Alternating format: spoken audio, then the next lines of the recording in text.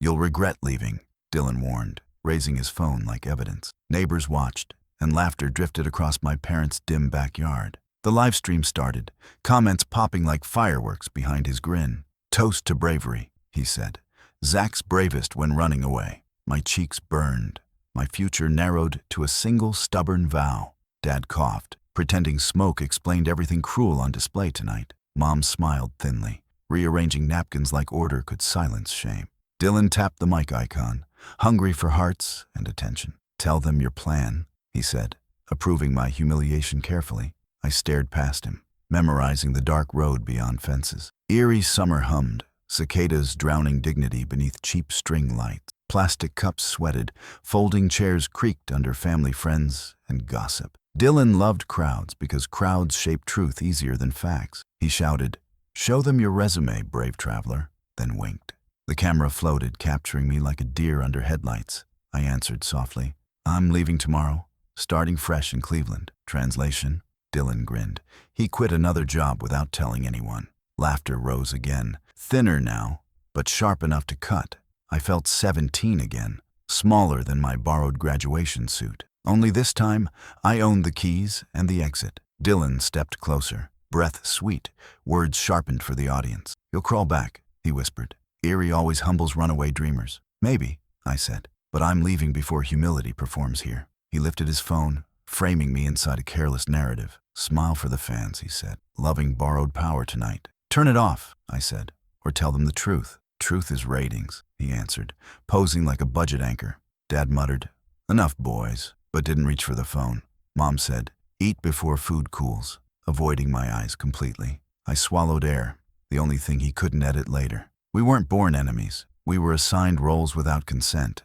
Dylan won trophies. I fixed stuff neighbors needed before summer. Coaches praised him. I tuned lawnmowers behind the bleachers often. At dinner, victories mattered more than repairs. No one applauded. Mom managed peace. Dad managed image. I managed disappearing politely. When Dylan stumbled, stories softened. When I stumbled, character weakened publicly. That backlog of moments flooded my mouth with metallic patience. "I'm done performing," I said, setting down the plastic cup. "Then leave," he answered. "But leave our last name here." I smiled sadly, because leaving everything was already the plan. I walked the fence line, counting steps like push-ups for courage. Fireflies stitched green thread through the humid, unkind backyard air. My car keys weighed heavy, jangling like permission in pockets. Behind me, Dylan entertained, a ringmaster, selling my exit story. I texted myself an address for a cheap Cleveland motel, booked 2 nights, then prayed I'd earn the third somehow.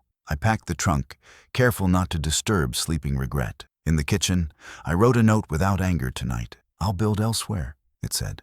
"Don't wait for updates anymore." I signed only Zed, because fewer letters travel lighter nowadays. Before leaving, Dylan cornered me near the side gate's shadow. "Last advice," he said. "Failure follows wherever quitters relocate always." "Maybe failure follows liars louder," I said, surprising myself there. His smile tightened, the kind worn by men fearing mirrors. "Delete the video," I said. "Leave me some dignity, please." "Views are climbing," he answered, checking comments like blood pressure. "They'll watch me later," I said, but under brighter headlines. He laughed softly, certain confidence insulating him from future weather. I opened the gate, metal complaining like an old friend. The street welcomed me, empty, honest, and wonderfully uninterested tonight. I drove past the lake, waves hushing gossip along shorelines. Billboards promised attorneys, mattresses, and redemption financed at 12%. I turned off music, preferring tires to sing courage alone. The highway out of Erie felt like a drawn breath. I whispered, "Work first, pride later," to whatever listened nearby. Headlights stitched silver thread through darkness, sewing tomorrow to tonight. I wasn't chasing applause anymore. I was chasing usefulness daily. If humiliation built me, then labor would eventually crown me. Somewhere ahead, Cleveland waited, ordinary enough to hold miracles quietly. I gripped the wheel gently, like holding tomorrow without bruising. The motel room smelled like cigarette ghosts and borrowed hope. The wallpaper peeled in places, curling like tired fingers that had given up holding on. I unpacked one duffel, folded my clothes neatly on the nightstand, and realized I had nothing left to unfold. The ceiling leaked slightly when it rained, leaving water stains shaped like questions I couldn't answer. I could hear the man in the next room coughing through the thin walls, every rasp a reminder that everyone here was surviving something. I lay down fully clothed, shoes still on, because sleep didn't feel safe yet. The hum of the vending machine outside became my lullaby. Every sound carried a story I didn't belong to. Not yet. Tomorrow, I promised myself, I'd start walking toward usefulness. The next morning, I wandered Cleveland's industrial district looking for work. A handwritten sign taped to a fence read, "Help wanted. Scrap sorting. No experience." It wasn't ambition, but it was something. The yard manager, a gruff woman named Nora Whitaker, eyed me from under a faded ball cap. "You ever worked around metal?" she asked. "Not professionally," I said. "Good," she muttered. "Means you haven't learned bad habits yet." I signed my name on a clipboard stained with oil and promise. By noon, I was lifting rusted pipes, separating aluminum from steel, and earning $40 cash. It was hard, loud, filthy work, but the noise drowned out memory. Each clang of metal sounded like proof I hadn't disappeared. Lunch was a vending machine sandwich and a cup of bitter coffee. Nora sat across from me on a crate, unwrapping her sandwich with methodical calm. "You new in town?" she asked, not unkindly. "From Erie," I said. "Started over." She nodded once. "Good place to forget things. Cleveland doesn't care who you were yesterday." She studied me for a moment, then smiled slightly. "You were quiet. That's rare." "Talkin' never fixed much," I replied. She laughed, a short, sharp sound that broke the gray sky open. "Keep showing up," she said. "Most don't." It wasn't praise, but it was the closest thing I'd had to belief in months. By the end of the week, my back screamed and my palms blistered. I showered at the motel using lukewarm water and a bar of soap that smelled like cardboard. But every ache felt honest. The walls still whispered other people's sorrows at night, but they no longer scared me. I started keeping a notebook on the nightstand, jotting down ideas, ways to make scrap useful again, designs I half remembered from school. It wasn't much, but it was a blueprint for sanity. One night I wrote, "If I can fix what's broken, maybe I can fix myself." The words looked clumsy, but true. I slept with the notebook under my pillow, guarding the future like treasure. Saturday morning, Nora called while I was walking to work. "You any good with a broom?" she asked. "I've handled worse," I said, and she laughed. "Come early. Warehouse needs sweeping." That simple offer felt like a promotion disguised as trust. The warehouse was quieter than the yard, light streaming through dusty windows. "We store old materials here," she explained. "Most people see junk. I see opportunity." I looked around. Rusted hinges, warped wood, forgotten screws, and saw the same. I spent the day cleaning, stacking, and labeling parts that hadn't been touched in years. When I finished, she handed me a thermos of coffee. "You've got an eye," she said. "Keep using it." I didn't realize until later that she'd given me more than caffeine. She'd given me permission to imagine again. That night, I walked back to the motel under a pink sky, streaked with orange. For the first time in months, I didn't feel like an outsider in my own life. The thin walls still echoed with televisions and muffled arguments, but I wasn't listening anymore. I sat on the edge of the bed, opened my notebook, and began sketching ideas for simple things. Shelves from pallet wood, stools from discarded pipes, tables from old doors. I didn't know if they'd work, but trying felt better than waiting. Somewhere between exhaustion and invention, I felt a flicker of joy. It was small, quiet, but undeniably alive. On payday, Nora handed me an envelope thicker than expected. "Overtime," she said. "You earned it." I nodded, unsure how to thank her without sounding desperate. "You staying put?" she asked. "For now," I said. "Good. Stability's underrated." She turned to leave, then added, "There's a guy named Pete comes by Mondays. Owns rental units, always looking for cheap repairs. Might be worth talking to." That single lead felt like a doorway cracking open. I walked back to the motel, bought a proper dinner for the first time in weeks, and slept without dreaming. Hope had finally moved in, and for once, the walls felt just thick enough to keep it safe. Pete Lawson showed up Monday morning just like Nora promised. Broad shoulders, calm eyes, and the kind of voice that carried quiet authority. He wore a flannel shirt and work boots older than my notebook. "You the new guy?" he asked, shaking my hand with rough certainty. "Guess so," I said. "Name's Zach." "Nora says you're not afraid of work," he replied. "I've been worse things," I said. And he laughed, that low, good laugh of a man who's seen too much to judge anyone else. He pointed toward a truck full of junk doors and broken chairs. "You want extra hours? Help me salvage this mess. Pays cash." "Deal," I said, grateful. That small offer felt bigger than any apology I'd ever wished for. We spent the morning unloading the truck in silence, the rhythm of work bridging what words couldn't. Pete told me most of his tenants were young families trying to make ends meet. They can't afford new furniture, he said, so I fix what's left behind. He picked up a cracked door, tapped the frame. This one's solid oak, shame to waste it. I looked closer, seeing possibility where I used to see scrap. Could make a table, I said. Maybe two if you cut it right. Pete raised an eyebrow, half testing me. You any good with a saw? Decent, I said. Prove it, he replied, handing me the tool. My first cut wasn't clean, but it was honest. By the end of the day, we had the makings of something usable, something real. That night, I stayed late in the warehouse with Nora's permission. I cleaned the cut edges, sanded the surface, and attached the door to sturdy legs built from leftover steel. It wasn't perfect, but it stood straight, solid as my resolve. When Nora stopped by, she whistled. That yours? She asked. Yeah, I said. Was just trying something. She ran her hand over the surface, nodding. It's good work, Zach. Real work. I smiled, a little embarrassed. Pete said he might know someone who'd buy it.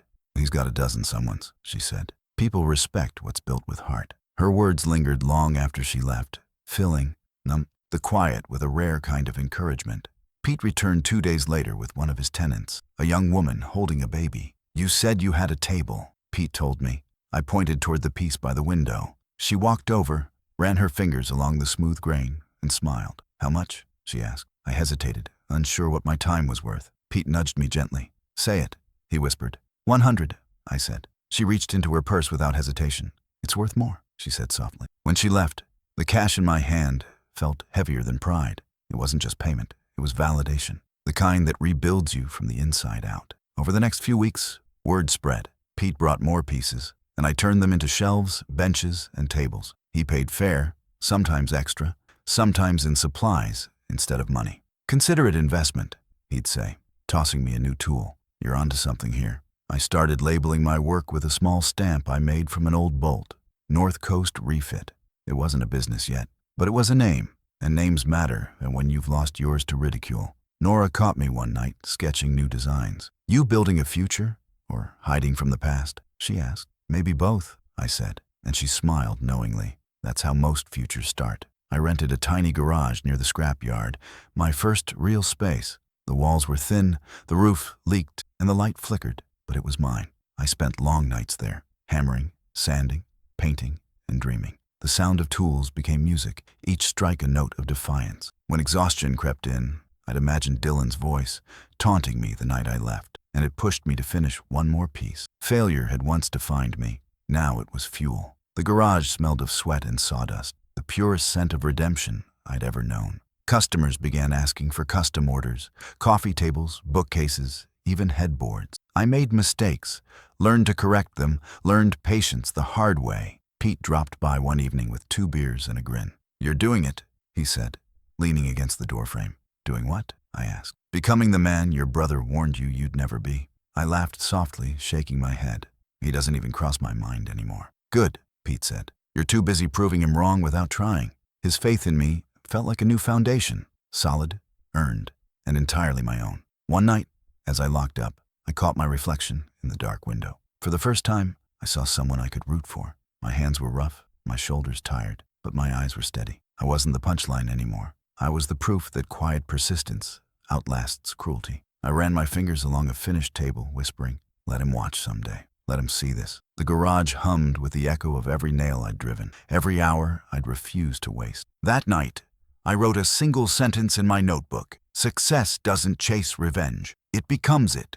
By spring, the garage barely contained the noise of my progress. Orders came faster than I could finish them, and sawdust clung to every shirt I owned like proof of movement. I woke before sunrise, worked until the air turned gold, and closed my eyes each night with splinters still in my palms. Pete helped whenever he could, hauling materials from old buildings or dropping off forgotten hardware. You've turned junk into hope, he said once, stacking boards against the wall. People love that story, but it wasn't a story to me. It was therapy. Every table, every shelf, every rebuilt door reminded me that usefulness was the only kind of revenge that lasted. Success wasn't loud. It was steady, like a heartbeat you stopped noticing only because it never failed.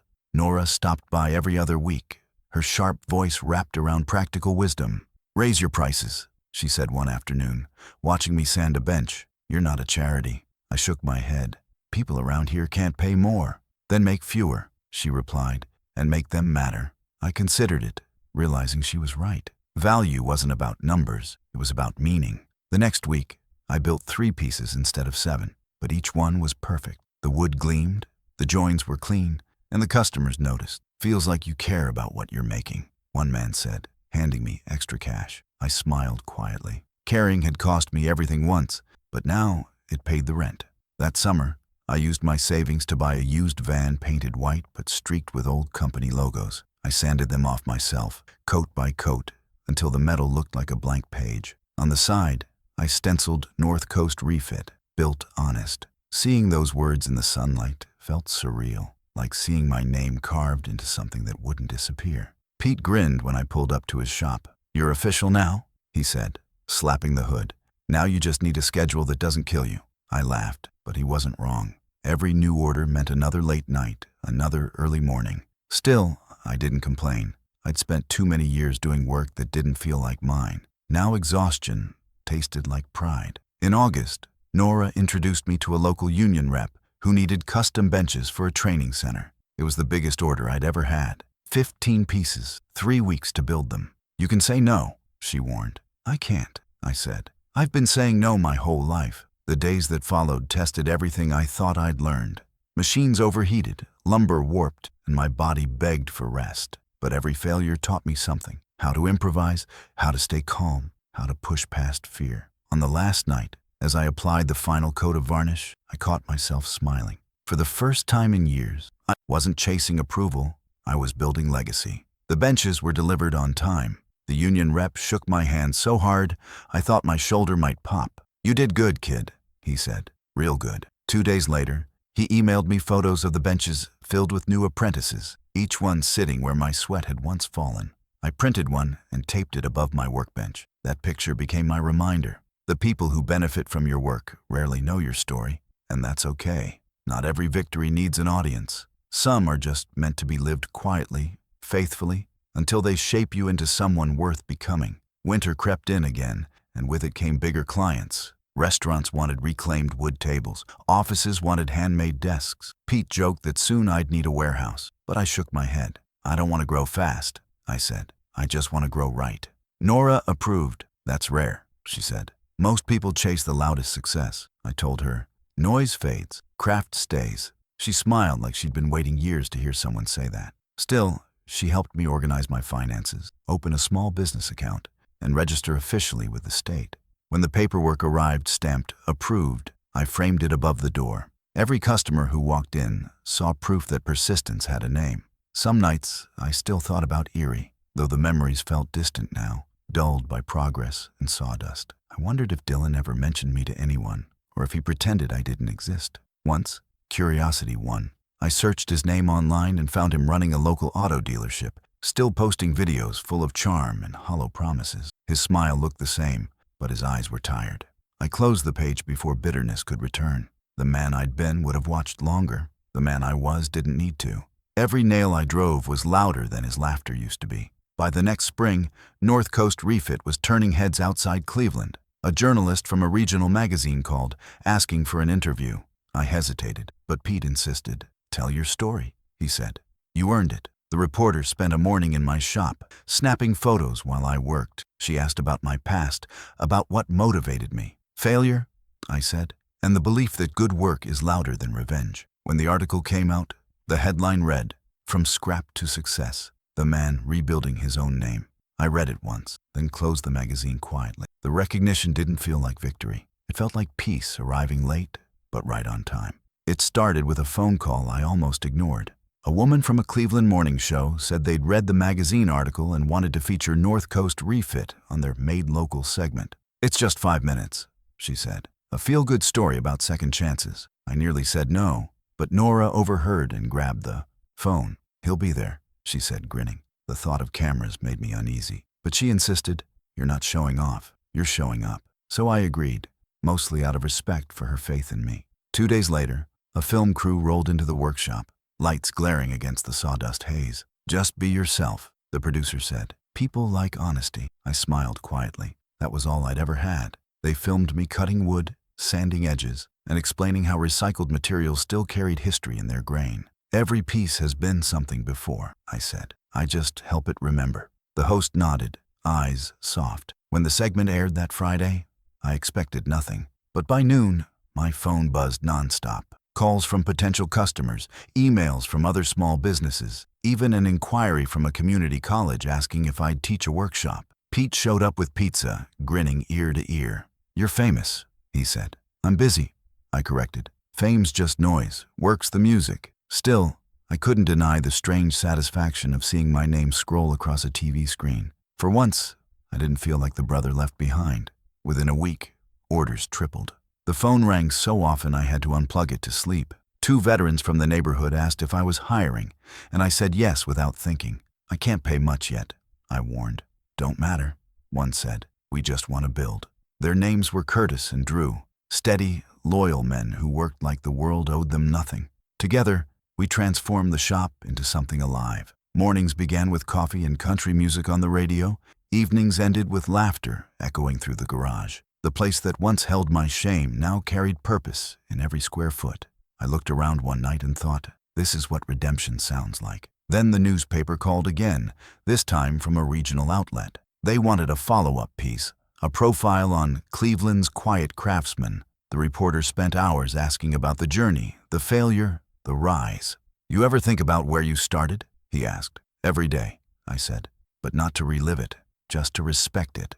When the article hit the stands, it spread faster than I could process. Local investors reached out, credit unions offered loans, and TV stations asked for second interviews. I said no to most of them. The attention felt fragile, temporary. I didn't want to chase what had once destroyed me. I just wanted to keep the promise I made to myself the night I left Erie, to build something that no one could take. One evening, as I locked the shop, my phone buzzed with a message that froze me mid-step. It was from Dylan. "Proud of you, little bro. Guess leaving worked out." Then another followed. "Still think you owe me for inspiring the hustle, though." I stared at the screen until the words blurred. For a moment, anger flickered, the kind I thought I'd buried under wood shavings and grace. But instead of replying, I powered the phone off and placed it face down on the workbench. The silence that followed wasn't empty. It was victory. He tried to bait me into the same stage we'd once shared, but I wasn't performing anymore. Some revenge doesn't roar. It just smiles quietly and keeps working.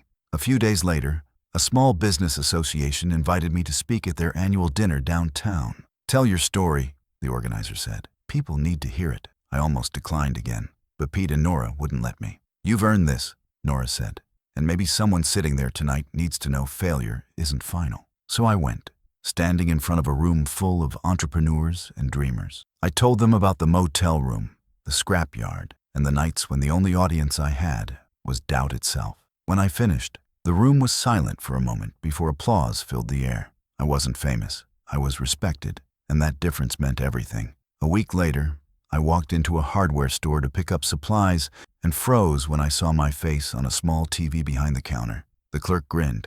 "That's you, right? The wood guy from the news?" I laughed, shaking my head. "Something like that." He handed me my receipt and said, "My brother and I watched that together. Got us talking again." That sentence landed deeper than any compliment. Maybe success wasn't just about rebuilding my life. It was about giving others a reason to believe they could rebuild theirs too. I left the store lighter than I'd entered, the world around me feeling suddenly connected in ways I hadn't imagined. By the time summer ended, North Coast Refit had a waiting list. We weren't just fixing furniture anymore. We were restoring stories. People brought in heirlooms, pieces broken by time or memory, and trusted us to make them whole again. Each repair felt like another chapter in the redemption I didn't know I was writing. Some customers mentioned seeing me on TV. Others said they'd heard about me from friends. Every word of mouth felt like a blessing whispered, not shouted.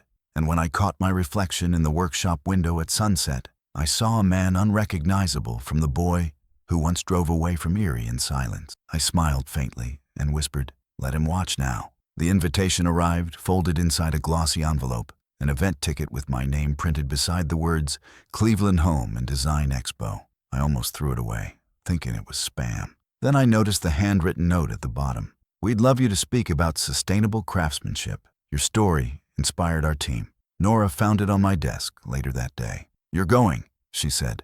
"No room for argument. You've been hiding behind humility long enough." I laughed, uneasy. Public speaking isn't my thing. Neither was success. She replied, but you figured that out. I sighed, pocketing the invite. Deep down, I knew she was right.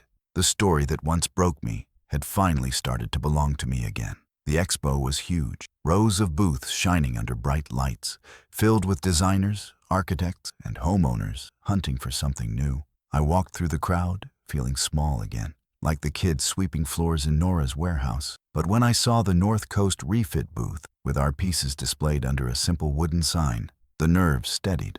Curtis and Drew had set it up perfectly. Reclaimed tables polished like mirrors, benches smooth enough to hold the reflection of every scar I'd earned. "Looks good, boss," Curtis said. "You ready?" "As I'll ever be," I replied, tightening my tie. The announcement came over the speaker system.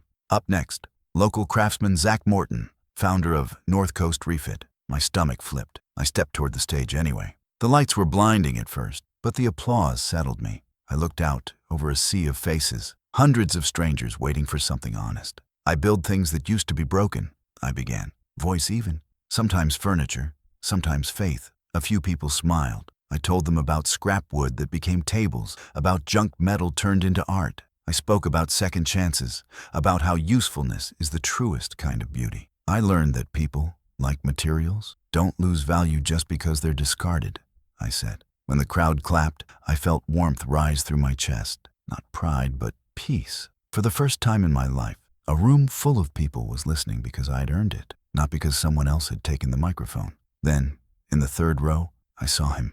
Dylan. His arms were crossed, a faint smirk hiding uncertainty. My breath hitched, but I kept speaking. He wasn't supposed to be here. Not this soon, not after the years of silence. He looked older, maybe heavier, but still carried that same restless charisma. For a brief second, the crowd vanished, and it was just him and me. The brother who'd once told me I'd regret leaving. But this time, I didn't flinch. I smiled and said, "The truth is, building anything worthwhile takes time, mistakes, and a whole lot of humility." I caught his eyes just long enough to make the point.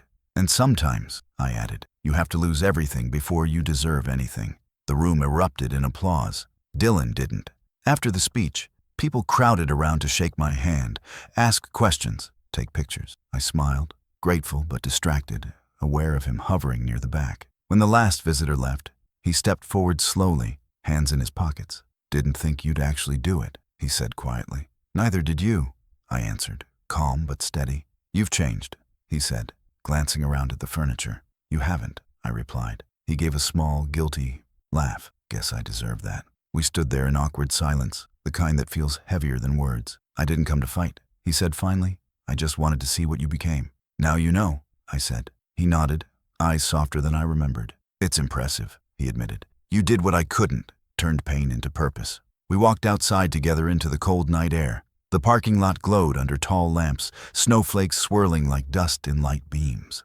Dylan leaned against his car, exhaling deeply. "You were always the better man," he said. I was just louder. I didn't reply right away. The old version of me would have argued, maybe reminded him how much his words had cost me, but I'd already spent enough years trapped inside his echoes. "We both had lessons to learn," I said finally. "Mine came through failure. Yours came later." He looked at me, eyes tired but sincere. "I'm sorry," he said. Simple, plain, unpolished. I didn't know what to do with it, so I just nodded. "I know," I said quietly, and for once, that felt like enough. Later that night, back at the workshop, the guys were waiting, replaying my segment on a tablet. "You crushed it," Drew said. "They loved you." I smiled faintly, watching the recording in silence. Seeing myself under those bright lights felt surreal. The same voice Dylan once mocked now carried confidence. "You proud?" Curtis asked. I nodded slowly. "Yeah," I said, "but not of the fame, of the fact that I didn't run this time." Nora texted a single line that made me grin. "He saw what he tried to destroy, and you didn't have to lift a finger." That night, I didn't dream about the past. I dreamed about what peace feels like when it stops pretending to be revenge. Dylan showed up at the workshop a week later, holding 2 coffees like a peace offering. The doorbell jingled softly, and for a second, I thought it was just another customer. Then I saw him, nervous, hesitant, stripped of the swagger that once filled every room he entered. "Didn't think you'd let me in," he said. "I didn't lock it," I replied, wiping my hands on a rag. He set the coffees on the workbench, glancing around at the half-finished tables, the hum of life he'd once said I'd never build. "This place," he started, voice quiet. "It's you." I shrugged. "It's what I became." He smiled faintly, sadness creasing his face. That's what scares me. You became everything I pretended to be. We sat at the bench, the silence between us thick but not hostile. You remember that night you left? He asked. I remember every second, I said. You filmed it. He winced, guilt flashing across his eyes. Yeah, I thought making fun of you made me stronger. I was terrified people would forget me, so I made sure they remembered you as less. His honesty cut deeper than the insult ever had. It worked, I said quietly. For a while. He nodded, staring into his cup. I lost the dealership last month, he admitted. Bad loans, worse timing. I thought if I came here, maybe I could learn something. About what? I asked. About how you kept going when I would have quit, he said. For years I'd pictured this moment, imagined what I'd say if he ever came back. I thought it would feel triumphant, that I'd finally see regret as victory. But sitting there, I just felt tired, like carrying anger had aged me more than work ever did. You don't need to learn from me, I said. You just need to stop needing to be admired. He looked at me, eyes shining with something close to understanding. I was jealous, he said. You had conviction. I had applause. I thought noise meant success. I took a long breath. Noise fades, I said. Honesty stays. He nodded, the words sinking deep, maybe for the first time in his life. I deserve everything that's happening to me, he said. Maybe, I replied, but deserving pain doesn't make it useful. He looked around the shop again, running his fingers over a newly finished table. This is what I wanted, he whispered, to make something that outlasts me. I leaned against the bench. Then start. There's room to build anywhere, even from the bottom. You'd help me? He asked, almost afraid of the answer. I hesitated, staring at the floor where sawdust covered the scars in the wood. I don't know, I said honestly. Not yet. He nodded slowly. Fair. Then he reached into his coat and pulled out a flash drive. These are all the old files, contracts, designs, everything from the business you started before I hijacked it. It's yours again. I didn't take it at first. Why now? I asked. Because holding it feels heavier than giving it back, he said. And because I finally understand what I took from you. It wasn't your idea. It was your right to be proud. I took the drive, turned it in my hands, and set it on the table without looking. I don't need it, I said. I already built something new. His shoulders slumped, but then he smiled. A real one, not for cameras. You always were better at letting go, he said. You just never realized it. I laughed softly. Maybe I had to lose everything first. He stood, taking one last look around the room. You think Mom and Dad would forgive me? He asked. They already have, I said. They just don't know how to say it yet. He nodded, eyes wet. Guess I should stop waiting for applause. Yeah, I said. Silence lasts longer. When he left, I didn't feel lighter or heavier, just human. I stood in the quiet workshop, looking at the flash drive sitting untouched on the bench. All those years, I'd thought power came from proving myself right, but real strength came from realizing I didn't need proof at all. I grabbed my coat and stepped outside. The sky was gray, the kind of winter color that felt honest. Across the street, Dylan's car idled for a moment before driving off. I raised my hand slightly. Not a wave, not a goodbye, just a small acknowledgement that peace, like craftsmanship, takes time. Later, Pete stopped by, his hands stuffed in his jacket pockets. You all right? He asked. Yeah, I said. He came to talk. Pete nodded knowingly. About time, I chuckled. Feels strange, I said. The anger's gone, and I don't know what to do with the space it left. Pete grinned. Fill it with something that matters. Maybe forgiveness. I looked back at the workshop, lights glowing warm against the dusk. Maybe, I said. But forgiveness takes practice. He patted my shoulder. So does good craftsmanship. I smiled. Guess I'm in the right business. That night, I stayed late, sanding a new table until the surface felt like calm. Dylan's words replayed in my head. Not the apology, but the fear underneath it. We were two men shaped by the same house, finally learning different lessons. I thought about sending him a message, something simple like, I wish you peace, but decided silence said it better. I turned off the lights, the workshop sinking into quiet, except for the soft hum of memory. Maybe forgiveness wasn't a decision. It was an evolution, the slow smoothing of sharp edges over time. And for the first time, I didn't feel the need to rush it. The night after Dylan left, I sat alone in the workshop listening to the heater rattle against the coal. The air smelled of pine shavings and coffee gone stale, the 2 cents that had carried me through every hard season. I turned the flash drive over in my hands, the metal cold and smooth, and wondered what to do with it. Inside were years of emails, designs, and digital ghosts of the person I used to be, the one always chasing approval. I could have opened it, proved every lie wrong, exposed every truth, but I didn't. I slid it into a drawer beneath a workbench and shut it gently. Some things didn't need witnesses, they just needed rest. Revenge had already burned itself out. What remained now was choice, whether to forgive or to keep the silence that had protected me this long. Morning light came pale and soft, cutting through the windows like quiet understanding. I made coffee, stepped outside, and watched frost form delicate lace across the truck windshield. The street was still, peaceful in a way that used to feel empty, but now felt earned. Curtis and Drew pulled in a few minutes later, laughing about something on the radio. "Boss, you good?" Curtis asked. "Yeah," I said. "Just thinking. Don't do too much of that," Drew joked. "Work's easier." We got to it, the day unfolding like any other. Saws buzzing, wood bending to will, the scent of varnish thick and forgiving. But underneath the noise, something inside me had shifted. The workshop no longer felt like armor. It felt like home. That afternoon, Nora stopped by with her usual confidence wrapped in sarcasm. "Heard your brother came crawling back," she said, setting a thermos on my desk. He walked in, I corrected, and I let him. She studied me, arms crossed. "You forgive him?" "Not yet," I said, "but I don't hate him either." She nodded slowly. "That's halfway there." "Halfway's fine," I said. "Full forgiveness feels like finishing a project I haven't designed yet." She smiled, tapping the desk. "Then take your time, architect." She looked around the shop, admiring the calm hum of progress. "You know," she said softly, "you built this place out of scraps. Maybe forgiveness is just another kind of rebuilding." "Maybe," I said.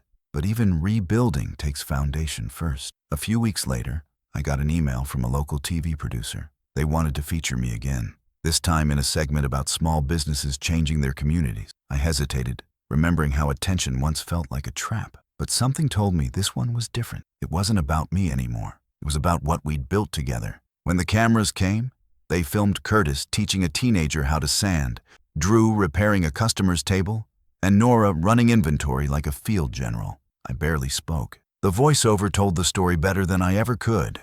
A man who rebuilt his life piece by piece, and then built space for others to do the same. When the segment aired, the shop phone rang for hours, but one call mattered more than the rest. It was Mom. Her voice trembled the way it used to when she tried not to cry. "We saw you on TV," she said. "Your father couldn't stop smiling." I swallowed hard, the warmth in her tone cutting through years of distance. "You did good, Zachary," she continued. "Dylan watched too. He didn't say much, but I think it hurt him in the right way." I chuckled softly. "He's learning," I said. "We all are." She paused. "He asked if you'd meet him for dinner sometime. Said he wants to talk again." I looked around the workshop, at the tables lined like proof of progress, at the men laughing in the back. "Maybe," I said. "One day." "I hope so," she whispered. "You boys were always better together than apart." When she hung up, I stood there for a long while, the phone warm in my hand, wondering if together could ever mean the same thing again. Spring arrived early that year. The town thawed, and the shop filled with new orders, new faces, new energy. I found myself smiling more, sleeping easier, even taking Sundays off for once. On one of those quiet mornings, I drove to the river that ran along the edge of town. The water shimmered beneath a sky that didn't need perfection to be beautiful. I skipped a stone across the surface, watching it hop and vanish. Dylan's words came back to me. "You'll regret leaving." He was wrong, but I finally understood the fear behind it. He wasn't warning me. He was begging me not to prove that we both could have been more. Maybe in another life, we would have built this place together. But maybe it had to break the way it did for either of us to grow. I went back to the shop and hung a new sign above the door. It read, "North Coast Refit. Built honest, built whole." The last word mattered most to me now, because that's what I'd become, whole. I no longer needed to prove Dylan wrong, nor did I need to erase him. He was part of the story, the shadow that gave the light its shape. I sent him one final text that evening. "I hope you're finding your peace too. Mine finally fits." No reply came, but that was fine. Some words weren't meant to be answered. They were meant to settle. That night, as I closed up, I caught the end of the TV replay through the shop window. My face flashed briefly on the screen. Voiceover saying, "He built more than furniture. He built redemption." I laughed softly, shaking my head. "Redemptions just work with better lighting," I muttered. I turned off the lights, the hum of machines fading into steady silence. Outside, the street lamp flickered, casting light over the sign that carried my name. I breathed deep, the air cool, clean, full of possibility. I had left everything behind once and built a future no one could steal. And somewhere out there, I knew Dylan was watching, not with envy this time, but with understanding. If this story touched you, please like and share, and tell me, should I forgive my brother and let him back into my life, or let silence finish the lesson we both had to learn?